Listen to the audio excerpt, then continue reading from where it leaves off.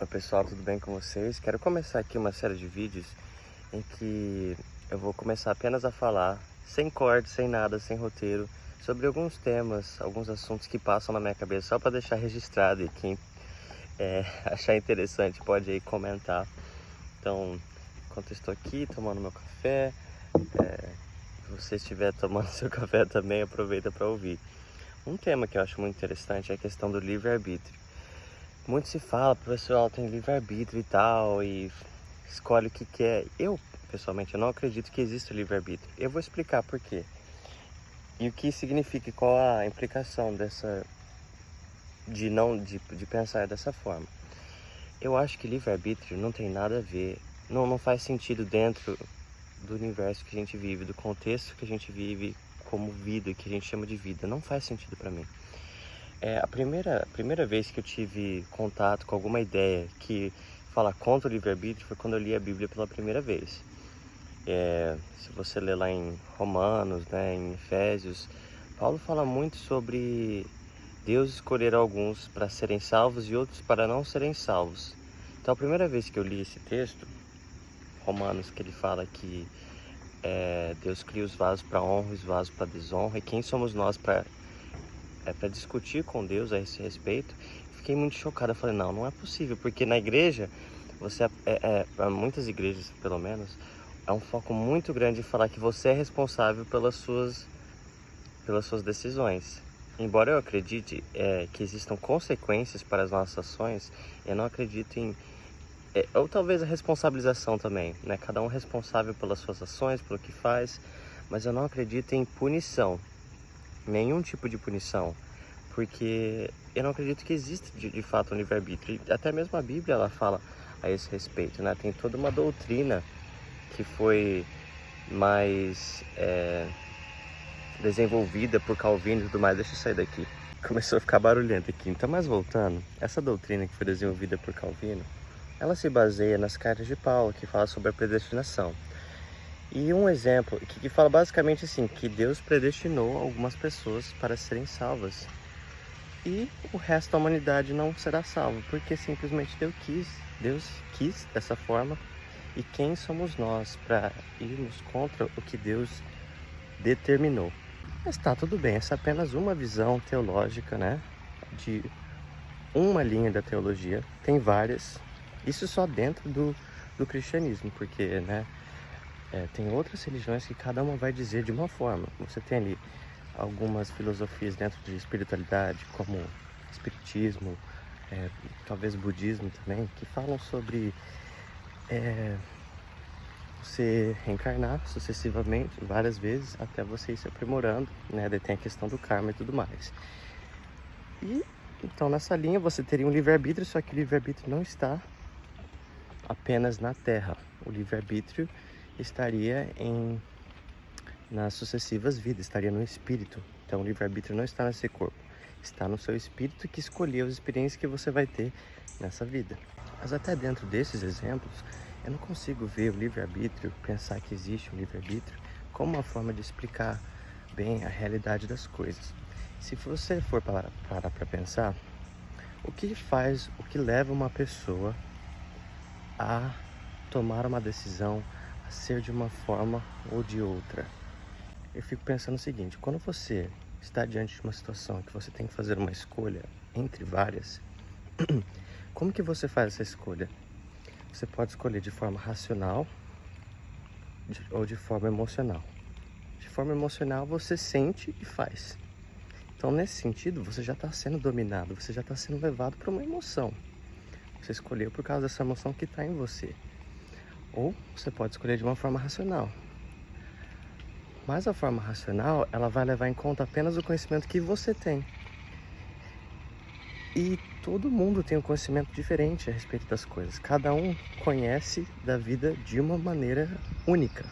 É por isso que há divergência no mundo a respeito de tudo. As pessoas não concordam sobre absolutamente nada. Todo mundo tem uma opinião diferente sobre tudo. E é o que faz sentido, porque cada pessoa forma opiniões baseadas nas experiências de vida que ela teve, baseado no conhecimento que ela tem. Quando eu digo conhecimento, isso inclui experiências de vida, como você foi tratado pelos pais.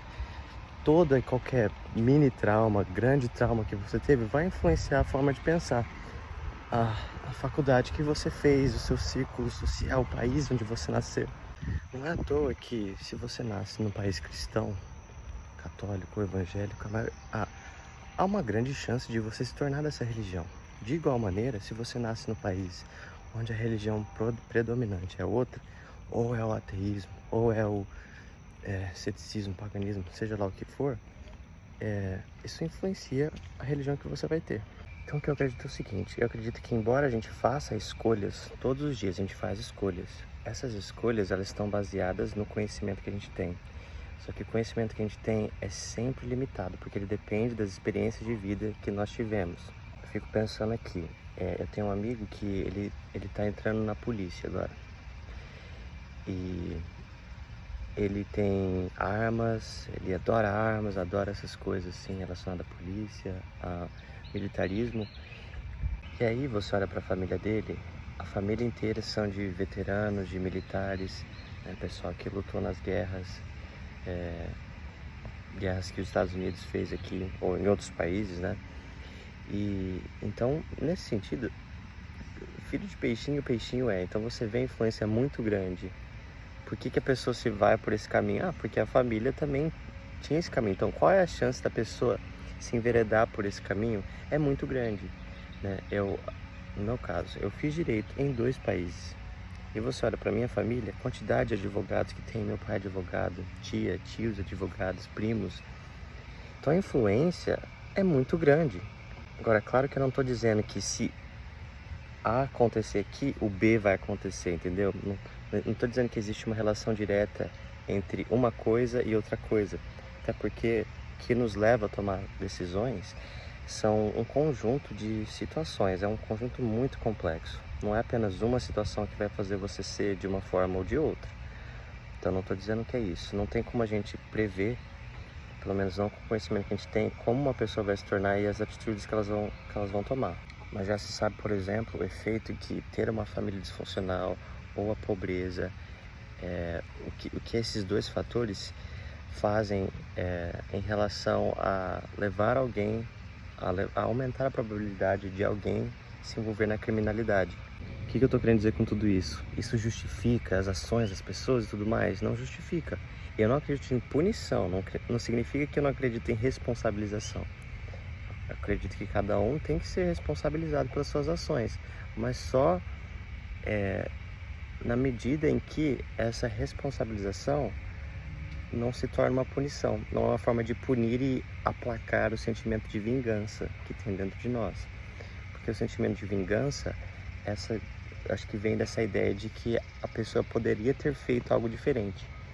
Em outras palavras, o que eu penso é que ninguém acorda de manhã querendo matar, querendo destruir a família dos outros, querendo fazer o mal, querendo acabar com o mundo. Eu acho que ninguém acorda de manhã e pensa, eu vou fazer o mal, eu vou destruir. A não ser que essa pessoa seja um psicopata. E nesse caso, da pessoa psicopata, é uma pessoa que tem um problema no cérebro, está no cérebro da pessoa psicopatia. Ela não sente empatia, ela não tem a capacidade cerebral, não tem os neurônios se conectando, né, digamos assim, para fazer essa comunicação, para conseguir ter empatia pelos outros. Então, até nesse caso da pessoa psicopata, entre tanto outros transtornos que a gente poderia conversar, a pessoa não tem o controle. Então, é um assunto muito delicado. E acho que cabe à nossa sociedade apenas gerir essa pessoa, né, enquanto ela estiver andar na linha, dentro da lei, né, que ela fique tranquila. Mas se ela começar a sair da lei e começar a cometer crimes, tem que pôr na cadeia, mas não por uma forma de punição, porque isso não faz sentido para a cabeça dessa pessoa. Ela não tá nem aí se tem punição, não tem empatia, entendeu? Mas como uma forma de gerir a sociedade. Isso sim, tem vários outros exemplos, né? Você tem, por exemplo, o autismo, que é um espectro.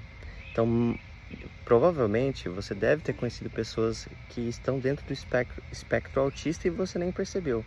Porque essas pessoas, quando elas descobrem, elas disfarçam na sociedade. Elas fazem coisas que para as outras pessoas é feita automático. Então, o cérebro de pessoas que não têm autismo, funciona, tem algumas questões sociais, uma forma de se portar socialmente, que é feito naturalmente. Você simplesmente age daquela forma, socialmente você age. E a pessoa com autismo ela tem que ficar pensando racionalmente como agir dessa forma.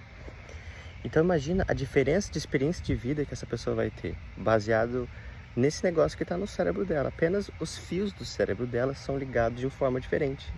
A forma como a informação passa no cérebro dessa pessoa acontece de forma diferente. É simples assim, mas a diferença que isso faz na experiência de vida e no conhecimento que essa pessoa vai acumular é muito grande. Então, sabendo disso, sabendo que, né, não sei se eu convenci muita gente, também tem estudos na neurociência que apontam para essa, talvez, hipótese ou teoria de que livre-arbítrio não apenas não existe, não faz sentido o livre-arbítrio. O conceito de livre-arbítrio, conceitualmente, não faz sentido, porque toda decisão é baseada num conhecimento, e conhecimento só se vem com experiência. E toda experiência de qualquer ser humano é diferente. Ninguém tem a mesma experiência humana. Então, baseado nisso, o meu ponto seria, o que eu posso falar sobre isso? Seria lutar por uma sociedade melhor e, ao mesmo tempo, entender que, pelo menos assim eu vejo, que toda pessoa está fazendo o melhor que pode. Se ela pudesse fazer melhor do que ela fez, ela teria feito. Ela teria feito. E não fez porque não pôde, né? Tô sendo bem redundante aqui para deixar isso bem claro. E isso é um pensamento talvez muito radical para muitas pessoas, porque a gente está numa sociedade que está muito polarizada entre eu e eles, né? As pessoas se dividindo, querendo que outras pessoas sejam punidas. E eu entendo também a raiva de alguém faz uma injustiça, você tem a raiva, você quer que a pessoa seja punida. Talvez a gente ainda precise de punição, né? Por causa disso, para aplacar a si, apenas como uma forma de gerenciar esse desejo de vingança que as pessoas têm. Mas é isso por hoje.